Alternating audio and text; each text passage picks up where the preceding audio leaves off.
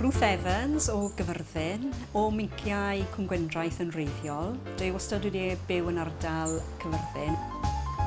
O'n i eisiau fod yn rhan o fywyd y Plas, achos o'n i'n meddwl bod e'n challenge wahanol, challenge newydd, rhywbeth bydden ni'n dysgu lot falle amdano fy'n hunan yn y Plas.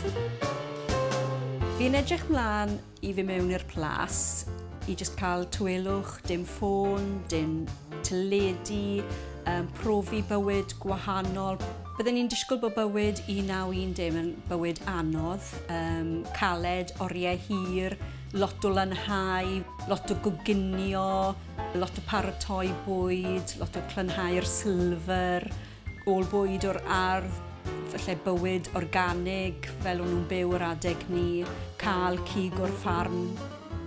Hefyd, cael gweld faint o weithiau rhaid fi mynd i'r capel ar ddydd Sul, achos fi'n dychmygu oedd y capel yn peth mowr yr adeg ni. Bywyd anodd, bywyd caled, oriau hir. Challenge, mae'n mynd i fod yn challenge.